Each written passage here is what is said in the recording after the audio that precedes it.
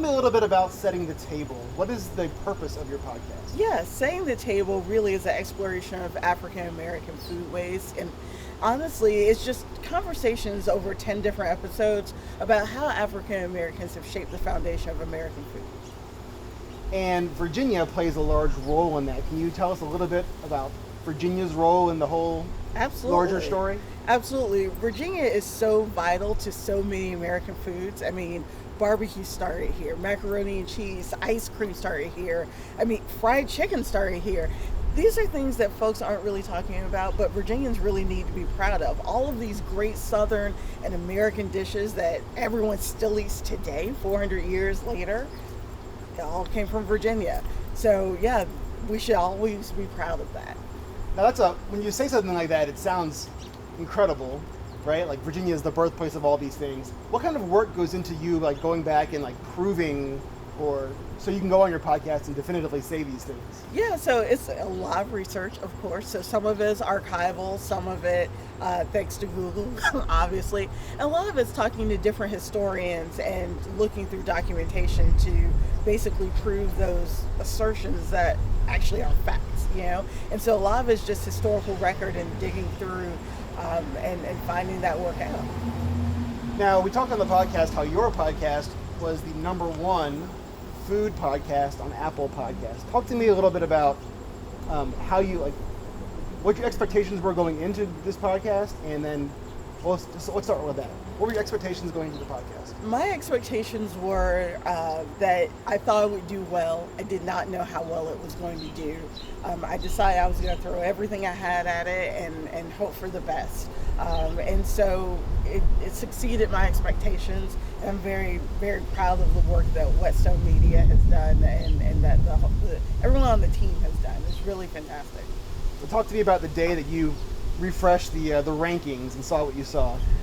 Yeah, so I was at home and actually having a really stressful day. Just left a meeting, and I said, all right, so maybe 30, 50, something like that, and it came up as number one. And I might have had a heart attack. I'm not sure. I did have chest pain, and I had to take a step back and immediately called everyone I knew, took a screenshot, sent a mass group text, and I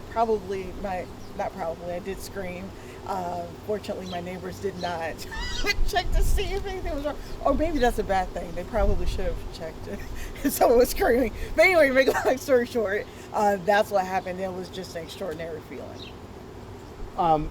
Tell us a little bit about your writing history and what kind of like got you into this whole podcast foray. Yeah, so I started writing about food for Southern Grit magazine, and it just kind of blossomed. Once I started writing about food and making the connections between food and history, it just really, really blossomed for me.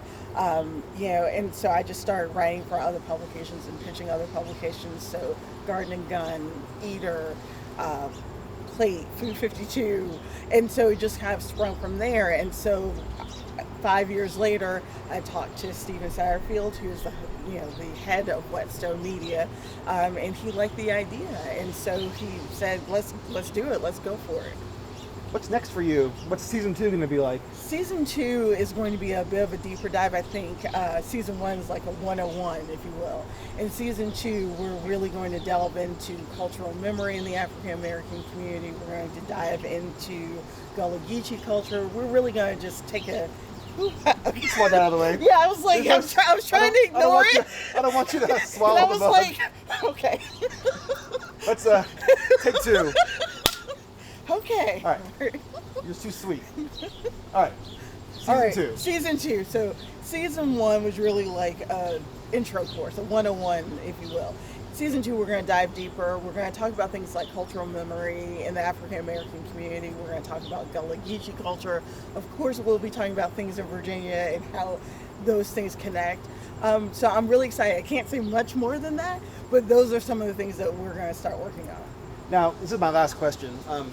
You saw in the web article that I wrote, I kind of focused on the whole barbecue thing because barbecue is such a huge, part of American culture, and every region has its own take on barbecue. And we have Texas barbecue, and we have, Kansas City barbecue, and we have North Carolina barbecue.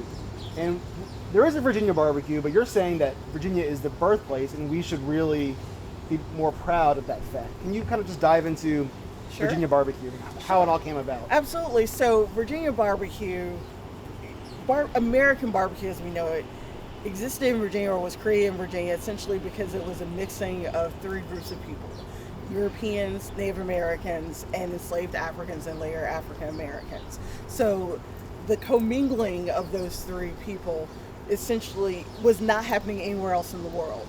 So the method of cooking, the vinegar and pigs, and combined with the spices and the cooking techniques of Africans and later African Americans, it was only going on in Virginia. Throughout the years, as slaves were sold throughout the United States and through the Great Migration, those techniques kind of were, they went to different places throughout the country. So essentially, African Americans were the ambassadors for American barbecue as we know it. And so I think it's important to talk about those pitmasters. I think it's important to, not only laud Virginia as that birthplace, but let's talk about the pitmasters who really create something that has endured and has become something so associated with America. Any other questions? Anything I left out? 2 questions. No? I got 2. Oh, Dwight's got 2. Okay. First question, have you, and just look at him Oh, when you okay, answer. yeah. Have you solved where Brunswick stew started?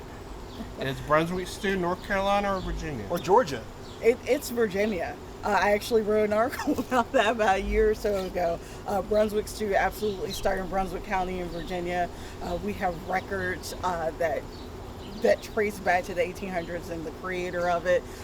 Georgia likes to try and say that's them, but they've got pot. That's how they're proving that they have Brunswick stew. We have actual documentation that it started here. So, yep, Brunswick stew is also us. And the second question.